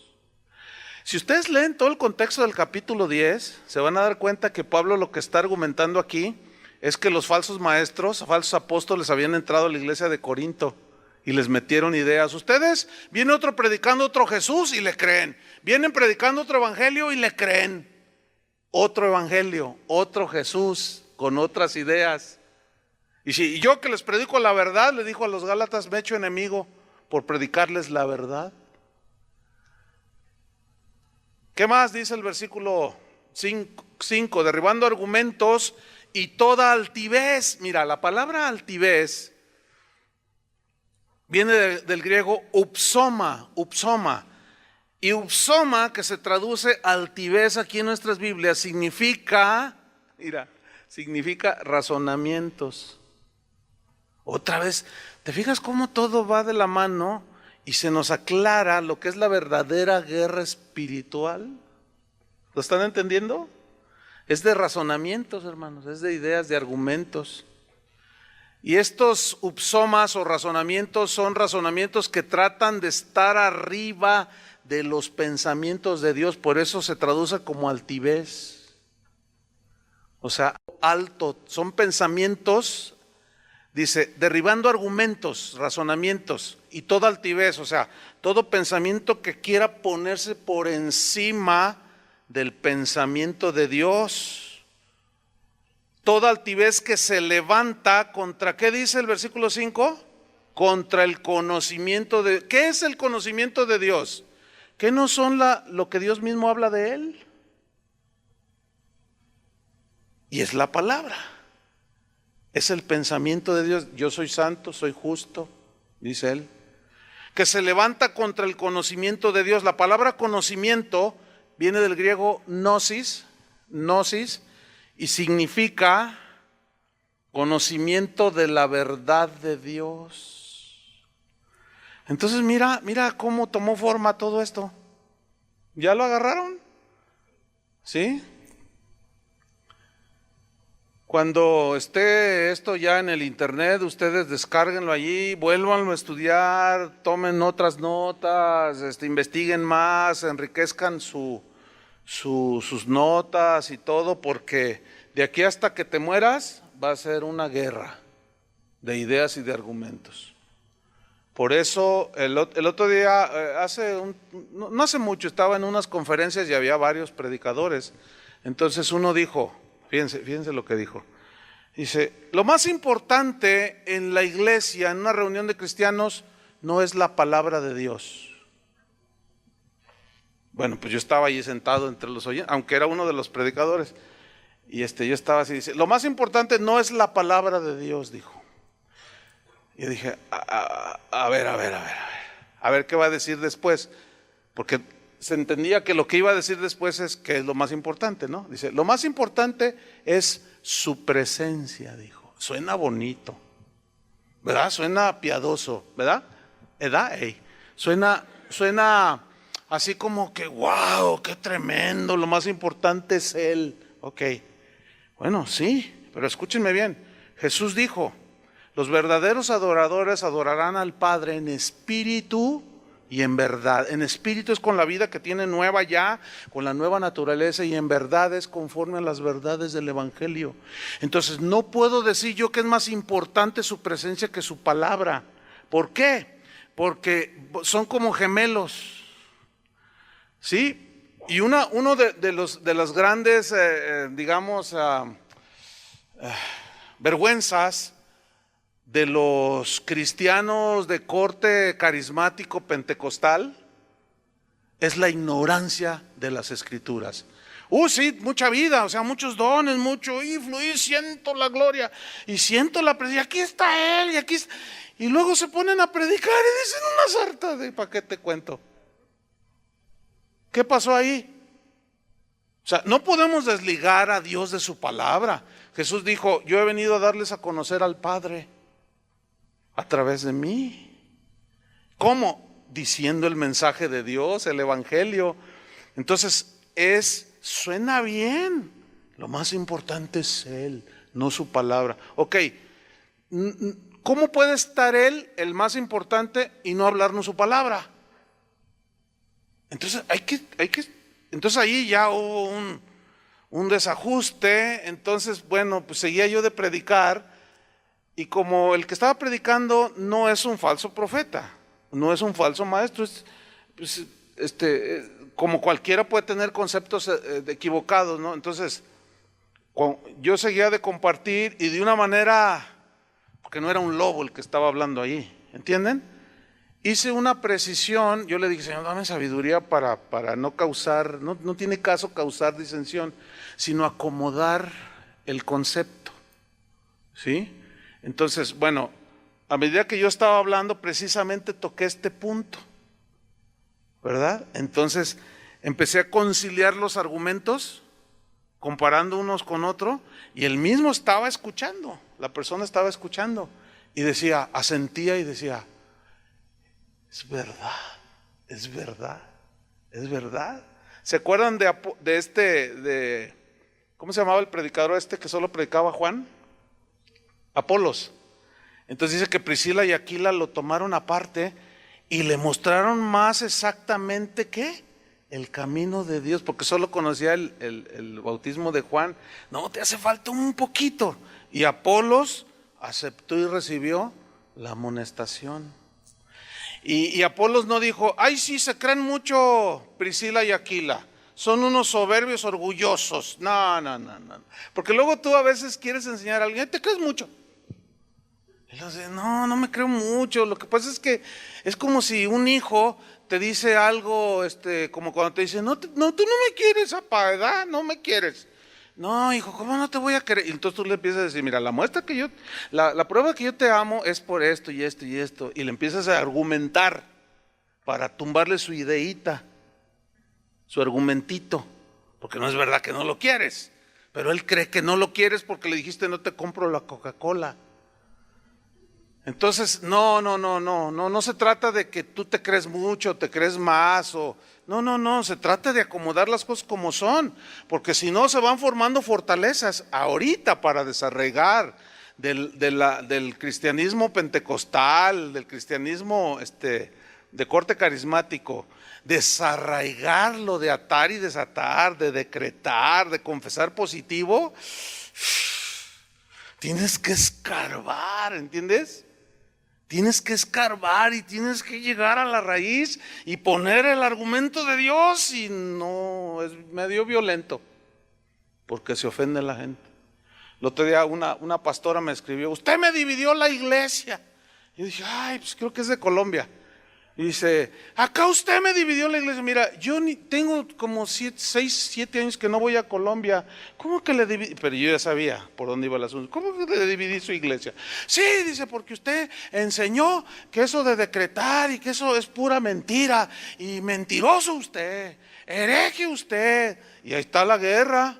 A ver, compruébeme entonces lo contrario, que si dígame un ejemplo bíblico donde los apóstoles decretaron, donde los apóstoles ataron al diablo. No, pues no hay versículos. Y ya no me contestó. Pero sigue ella con su guerra. ¿Entienden? Bueno, pues nosotros seguimos con la nuestra, que es la bíblica, derribando argumentos y toda altivez, o sea, ideas. ¿Cómo voy en el tiempo? Voy bien. Ideas que se quieren poner encima del pensamiento de Dios. El otro día estaba oyendo un predicador que estaba diciendo algo, no recuerdo exactamente qué dijo, y hasta me quedé así, y lo he querido volver a escuchar, pero no lo encuentro. Pero lo que sí me acuerdo es esto. Dijo algo, y yo dije, ¿qué dijo? Dice, no, ya sé. Ni lo busque, esto no está en la Biblia. Dios no dice nada de lo que yo estoy diciendo, pero lo digo yo. Y yo dije, órale. O sea, fíjate nada más lo que dijo. Y luego la gente que está ahí sentada, amén, dijeron. Y yo, ay, Dios. Amén. Y es increíble. Entonces, lo que él está diciendo es, bueno, sí, no dice nada aquí, pero lo digo yo y soy apóstol. Ese es altivez, ¿entienden? Ese es un argumento altivo. Dios no dice nada, pero lo digo yo. O Dios dice eso, sí, pero eso ya pasó de moda. Lo que la iglesia necesita son estrategias nuevas. Oye, pero eso violenta los principios de Dios. Pero esto trae resultado. Esa es altivez, hermanos, que se levanta contra el verdadero conocimiento de Dios. Y termina diciendo, llevando cautivo todo pensamiento a la obediencia de Cristo. El versículo 5. Mira, llevar cautivo, la palabra cautivo, la palabra griega que se tradujo por llevando cautivo significa subyugar, significa llevar bajo control. Pero ese subyugar es violento. Es como cuando los soldados romanos apresaban un ladrón. Es como ahora, ¿han visto los policías en los Estados Unidos qué es lo que se ve, pues? Porque allá tienen cámaras en todos lados. Cuando un asesino o algo, le dicen, tírate al piso, las manos atrás. Entonces el otro se tira al piso, levanta las manos, tírate de frente. Y le hablan fuerte, así, muy rápido, hazlo, te disparo. O sea, lo presionan. Entonces el otro está boca abajo y luego llegan 4 grandotes policías americanos y le ponen la rodilla. Uno en la cabeza le pone así y otro la rodilla y el otro en una pierna y se la dobla y luego lo esposan. Y tú dices, ay, está medio violento. Pues que, señor ladrón, ¿me permite? No, porque ellos saben que pueden, cuando uno, el otro día vi algo que pasó en Estados Unidos, alguien movió así, lo primero que te dicen, levanta las manos, y si tú haces un movimiento así, te disparan, porque ellos están autorizados a eso, porque ¿cómo saben ellos si sacas un arma? Entonces no es muy amable el trato. Por eso cuando se predica la palabra de Dios, pues agrede, ¿entienden? Y subyuga. Y dice, ¿sabes qué? Cállate la boca.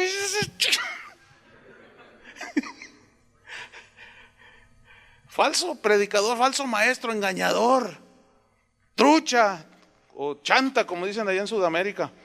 Entonces dice, llevando cautivo, ¿qué? ¿Qué dice el versículo 5 para terminar? Llevando cautivo, ¿qué? Otra vez todo pensamiento. Pero aquí pensamiento viene del griego noema, que significa propósito y artificio de la mente. Ahí está. Propósito y artificio de la mente. Entonces, ¿cómo es la guerra? De ideas, de argumentos, de pensamientos, de logismos que tenemos que subyugar, llevando todo pensamiento, todo propósito, todo artífice de la mente a la obediencia de Cristo. Aquí la palabra obediencia viene del griego hupakoe, que significa obediencia a la verdad de Dios. Mira nomás. Por eso es una guerra, obediencia a la verdad de Dios. Déjeme terminar con una paráfrasis. Tengo 3 minutos de este versículo y terminamos ya nuestro, a ver si en 3 minutos alcanzo para hacerlo lento para que lo puedan escribir, ¿sale? Ahí va. Porque los implementos, los utensilios y herramientas, porque los implementos, utensilios y herramientas ofensivas para nuestra guerra espiritual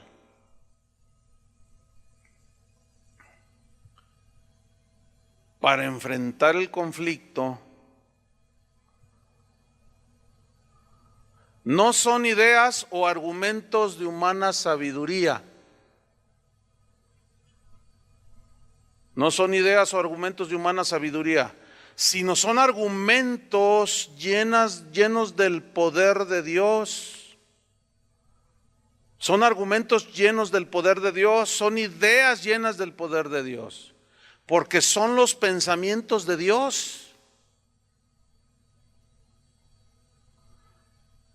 que derriban por tierra y tumban a la fuerza, derriban por tierra y tumban a la fuerza y con fuerza espiritual los pensamientos, los argumentos que están en contra de Dios.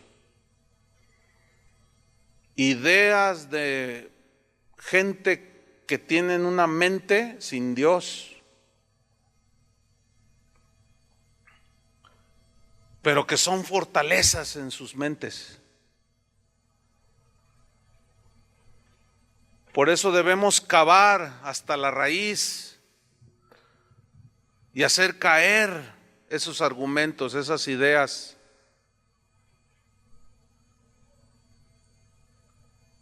Que tratan de ponerse por encima de la palabra de Dios. Que tratan de ponerse por encima de la palabra de Dios y del conocimiento de la verdad, sometiéndolos, subyugándolos, llevando bajo control todo propósito y artificio de la mente corrupta y de la mente humana, y llevarlos a obedecer la verdad de Dios, que es su palabra. Bien, pues le damos gracias a Dios. Señor, te damos gracias porque llegamos al término de este curso. Gracias porque aprendimos muchas cosas. Y así como Pablo enseñaba la doctrina, el conocimiento, pero también los llevó al terreno de los hechos, de la conducta cristiana. Así, Señor, queremos llegar a ese nivel también, no solo del conocimiento, sino del poner por práctica y en obra tu palabra, Señor, en obediencia. Danos esa fortaleza, Señor, para pelear la buena batalla de la fe, la guerra espiritual, que es de argumentos, de ideas, llevando cautivo todo pensamiento a la obediencia de tu palabra, Señor. Ayúdanos, Señor, a discernir las acechanzas del enemigo. En el nombre de Jesucristo te doy las gracias por mis hermanos que con perseverancia terminaron este curso, Señor. En el nombre. Lo que voy a tocar enseguida tiene que ver con la clase pasada, ¿ok? Para que lo añadan ahí y luego ya iniciamos el capítulo o el tema de la batalla espiritual. Entonces, vamos a leer Efesios 6:1 al 9. El tema anterior, ustedes recordarán, hablaba de ser llenos del Espíritu Santo, ¿verdad? Entonces, el tema no se corta, sino que continúa en el capítulo 6 hasta el versículo 9. Porque dice en el 6:1: hijos, obedeced en el Señor a vuestros padres, porque esto es justo. Y aquí habla la necesidad de que los hijos hagan su parte en la familia, en el hogar, para que estando llenos del Espíritu Santo, capacitados, puedan ellos obedecer en el Señor a sus padres. Por eso los que tenemos hijos tenemos que estar con ellos, instruyéndolos en la palabra. No podemos ser negligentes. Siempre tenemos que estar amonestándolos con disciplina y amonestación del Señor. En el versículo 2 les sigue hablando a los hijos, porque se fijaron cómo empezó por el varón, que es cabeza de la mujer, luego la esposa, sométase, y ahora con los hijos. O sea que el tema continúa. Dice: honra a tu padre y a tu madre, que es el primer mandamiento, con promesa para que te vaya bien y seas de larga vida sobre la tierra. Yo tengo un amigo que es un pastor, Jorge Lozano. Él tiene 3 hijos y la mayor, él me comentó en una ocasión algo bien tremendo. La mayor, cuando ya estaba en tiempo pues de casarse, ya de tener novio, se hizo un novio. Entonces dice: mira, cuando yo lo conocí, pues iba a otra iglesia, dice, de la que íbamos nosotros, dice, pero cuando yo lo conocí dije, no, ¿y qué hace? No, pues estudia, pues no, trabaja, pues no, ¿y qué hace? No, pues nada. Entonces dice, bueno, oye hija, pues ten cuidado dónde pones el ojo, ¿no? Entonces, dice que pasó el tiempo y lo miraba al muchacho y decía, Señor, y algo él sentía que no. Uno como padre sabe, entiende, si es guiado por el Espíritu Santo, el padre sabe, la madre, ¿no? Entonces, hubo un momento en que le dijo a su hija, hija, ese muchacho no te conviene. Necesito que me hagas caso en esta ocasión, en lo que te voy a decir. Dice, termínalo. Yo ya oré, estoy seguro. Dice, pero yo lo quiero mucho. Estaba bien enamorada de la muchacha. Pero analízalo de una manera fría, sobria, le dice, y prudente. Y bueno, tú toma la decisión final. Entonces la muchacha dice que llegó a los 3 días con él y llorando le dijo, papá, ya lo terminé. Dice, mira, yo lo amo, pero viéndolo bien, la verdad es que, mira, me duele mucho, pero te voy a obedecer, papá, te voy a obedecer, dice, porque yo sé que lo que tú me dices lo haces por mi bien. Dice, mira, Chuy, pasó todavía como 2 años y dice, yo la miré llorar varios meses. Y dice que me llamó en una ocasión, de esto ya hace 3 años, y dice, Chuy, tiene un novio, es un muchacho que ama a Dios, dice, bien entregado, dice, un estudiante muy, muy notable. Para no hacer largo el cuento, era tan notable que aún terminando él su carrera, se lo llevaron a Estados Unidos porque de allá lo pidieron, fíjense nomás. Se lo llevaron y tiene un trabajo muy bien remunerado. Ella también tiene su carrera y son muy felices, ya tienen un hijo. Y ahora que lo vi hace poco, hace unos cuantos días, le pregunté, ¿y cómo está tu hija? Dice, no, es felicísima. Mira, no se cansa de decirme, gracias, papá. Y él le dijo, dice Jorge, que le dijo a su hija, pero esto fue, hija, porque tú me obedeciste. Claro, hay quienes se enseñorean y ustedes entienden eso, ¿no? Pero en el caso de él fue algo genuino. Y bueno, por eso los hijos también tienen que estar llenos del Espíritu para poder discernir. Entonces, vean cómo estar lleno del Espíritu es mucho más que hablar en lenguas, ¿no? Entonces dice, versículo 4, luego ya habla a él y a ella como padres. Dice, vosotros padres, no provoquéis a ir a vuestros hijos, sino criadlos en disciplina y amonestación del Señor. Dice, y luego se vuelve a los siervos o a los empleados o a los obreros, en el versículo 5, dice, siervos, obedeced a vuestros amos terrenales con temor y, ¿qué más? Y temblor. Dice, estoy en el versículo, ¿qué? 5, es que se me fue aquí de pronto. Dice, obedeced a vuestros amos terrenales con temor y temblor, con sencillez de vuestro corazón, como a Cristo. Y hasta para ser un buen obrero, un buen empleado, se necesita estar lleno del Espíritu Santo para reconocer la autoridad y someterse. Versículo 6, mira la instrucción, no sirviendo al ojo, como los que quieren agradar a los hombres, sino como siervos de Cristo, de corazón, haciendo la voluntad de Dios, sirviendo de buena voluntad, como si fuera para el Señor y no a los hombres. Y bueno, ustedes saben la clásica imagen, ¿no? De los que están ahí trabajando y están ahí perdiendo el tiempo, y están ahí, luego viene el jefe, o lo ven venir y se ponen muy hacendosos. Hola, señor González, ¿cómo no? Y que quién sabe qué, pero en realidad, o hacen las cosas para ser vistos y que tengan cierta opinión de ellos. Y el Señor dice, no tiene que estar el amo presente. Hagan de cuenta que está el Señor ahí enfrente de ustedes, para que hagan las cosas como se deben de hacer. Y aquí ya habla de lo cotidiano. Y luego dice el versículo 8, sabiendo que el bien que cada uno hiciere, ese recibirá del Señor, porque para Él no hay acepción de personas, sea siervo, o sea esclavo, o sea libre. Y vosotros amos, y luego se ¿Se fijan cómo padre, esposo, esposa, y luego padres, hijos, hijos, padres, y luego siervos o empleados, obreros, y luego amos? ¿Ven? Por supuesto, aquí está hablando a los amos cristianos, ¿no?